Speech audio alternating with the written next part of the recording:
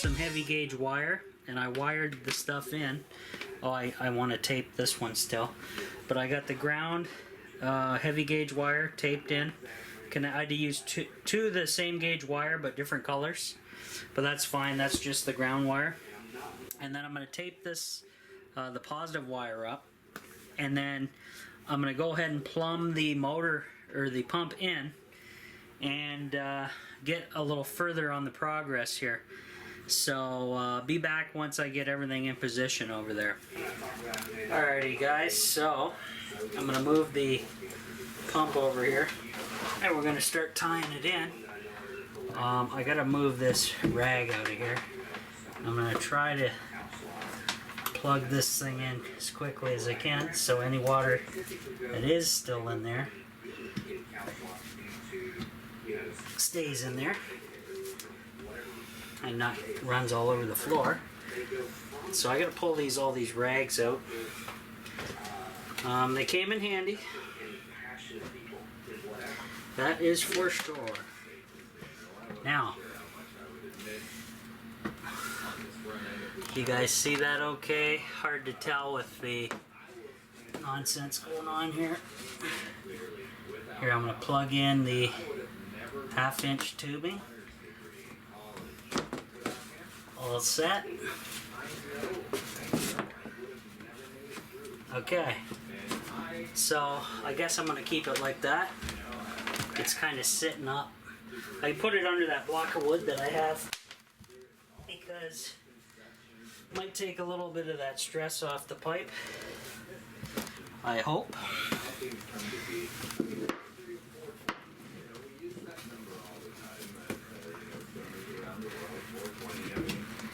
Whatever.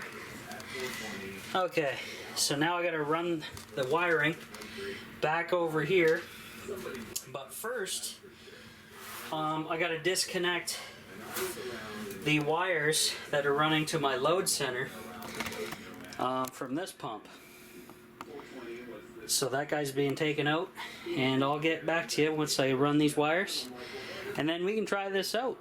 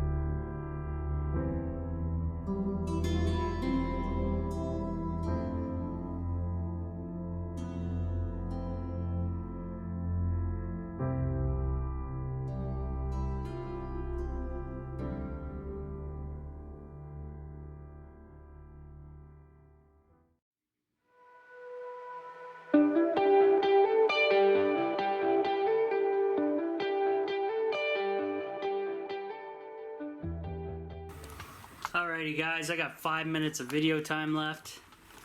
I threw all the tubing and crap and old filters in the shower for today to let everything dry out. Now, here's my water level. The pump worked beautifully. Didn't use too many amps. Got the IBC tote that's on top half full. This one is now empty. I'm leaving it open because I have to from now on for it to catch rainwater and put it inside of there. And what I can do though is close this. And by closing that valve, the water then cannot travel to my pump, which I don't think that matters anyway, but it kind of forces it into the tote a little more directly, and we go from there. So now, believe it or not, guys, I could open this and open this valve and have water on tap in the tiny house, but I won't do that today. We'll do a video on that another day. I got massive cleanup to do in the shower. I did a little vacuuming, so I got the Dyson on charge, and I moved my little LED light thing over here as opposed to just hanging here on the other side. And yeah, so I'm gonna probably head out.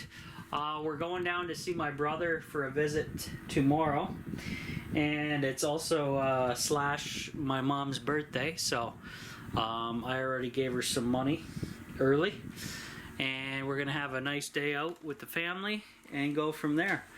Halfway through the pumping, we must have hit some overcast cloud conditions, because I noticed the battery dropped to 12.7. So I just shut my loads off, and then the pump just kept going happily on by itself. Once I get a bigger battery bank in here, I won't have to do that crap. That's the whole point. And it's actually not very windy either, so the wind turbine hasn't moved an inch. So kind of sucks that way too. Oh, bless me. Nasty. But anyway, I'm glad I got all that work done at the tiny house. So next big rainfall, I got to get back here to check on things. But I'm hoping all will go well. So far, so good.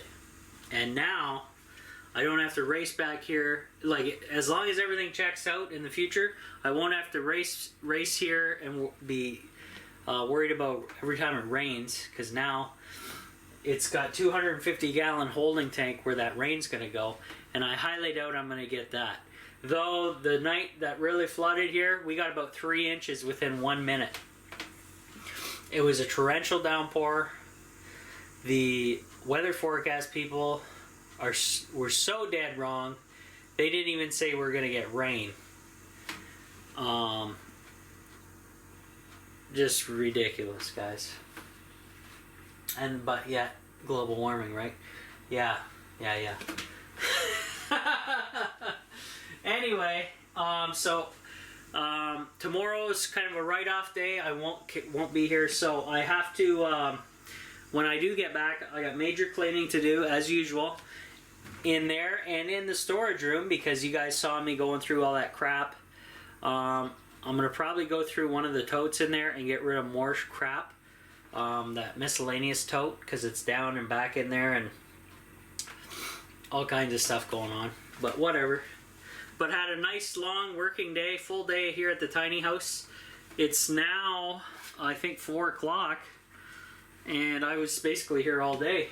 So there you go. And my parents went golfing, which was nice. They got to get out. So yeah, good stuff. So I'm gonna go home, probably shower, get something to eat, and go from there. Oh, what's on tonight? Anything?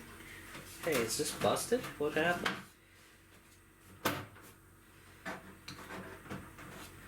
Something's going on here. Somebody's messing with my elliptical. The housing on my elliptical is busted off. What the heck? Maybe when I was using it, yanked off or something. Anyway, that's a side note. That's another thing to do when I get back here. But yeah, I'm pretty happy with everything, guys. So now I have a working pump.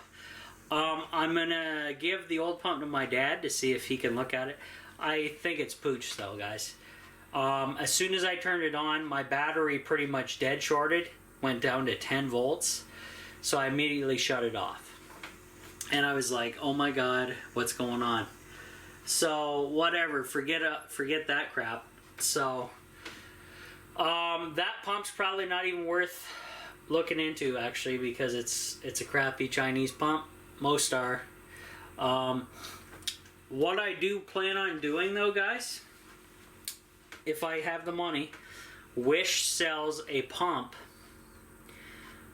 that is powered by a drill. So I could take this drill here and put the rotor of this motor in the chuck, and I just plumb it into the water lines and run my drill, and that would be a water pump that would probably never fail on me.